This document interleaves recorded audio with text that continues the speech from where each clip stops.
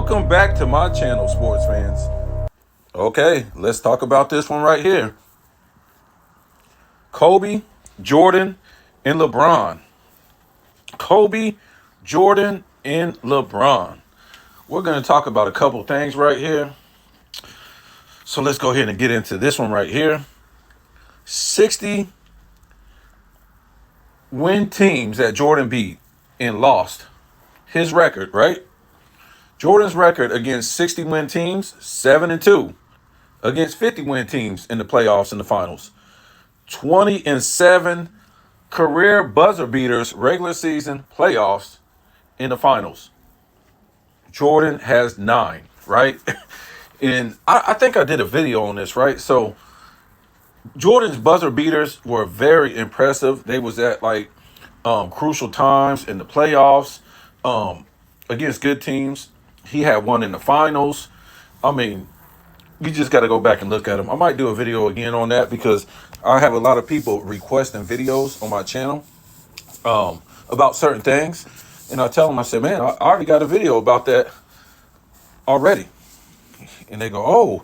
So a lot of new people to my channel, maybe they haven't seen those videos or, they haven't dug through the archives and stuff like that to go check them out. If you're new to my channel, go check out some of my old videos. Maybe I'll just redo them for people who, asking about these requests and stuff like that. I had a guy ask me about the Jordan's expansion 90s and how LeBron fans say he didn't play nobody. But when we look at it, it was really the other way around. It was the 2000s through the 2010s where LeBron played nobody. When we look at the top 75 players in the East through 2000, all the way until, what was it, 2018, it was like nobody there as far as, top 75 players. And a lot of these guys, I just, let me move on. So let's get down to Kobe. In the playoffs, the finals, Kobe's record against 60 win teams, 2-5. 50 win teams, 25-10. Buzzer beaters, career buzzer beaters. Like I said, regular season, playoffs, and finals, which I don't think Kobe has any finals, but Kobe has 8, right? We go down to LeBron James. His record against 60 win teams in the playoffs, in the finals. LeBron is 3-4, right? Kind of mind-boggling. I mean, but it's, I wouldn't say it's better than Kobe. He looks like Kobe lost more. Well, it is actually better than Kobe's. Against 50 win teams, LeBron is 10-9. Okay, not a losing record, but not. I wouldn't say it's not impressive. So, and of course, LeBron has 7 buzzer beaters, career buzzer beaters, and don't get this mixed up with game-winning shots. Okay, because a lot of LeBron fans, they will get this mixed up with game-winning shots. Yes, LeBron has the most. I think he has like, what is it, like 19 or something like that? But I think I did a video on this. But that's out of 100 and if I'm correct, 105. So he hit 19 out of 105. And his percentage was something like 18% or something like that. It was just like crazy. So again, these are buzzer beaters. So he comes in, I think he's 3rd, and he's tied with a whole bunch of guys also. So which one are you going with? Are you going with Kobe? Are you going with LeBron?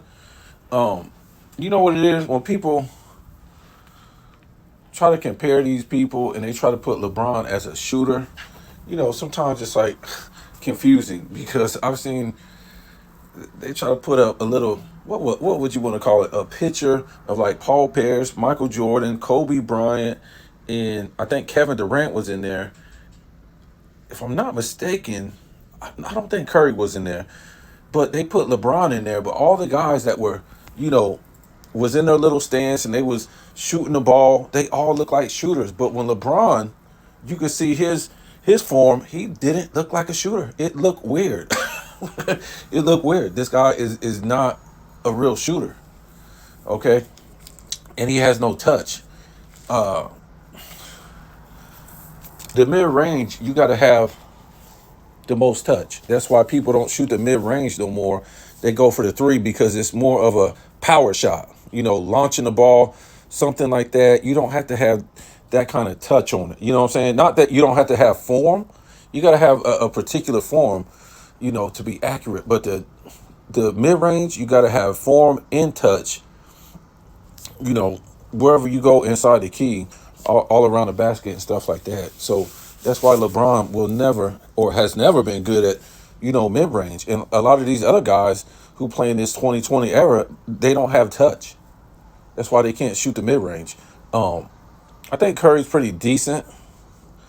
Kevin Durant's good. DeRozan's good. Um, I think D'Angelo Russell, he's pretty decent. You got some decent guys out there, but you got more who aren't good at that shot, like James Harden. Either it's three or go to the basket. So I'm looking at this, and when we're looking at these awards, and I know a lot of people is going to say, well, you can't include the college championship and the college player of the year in here. I bet you I am.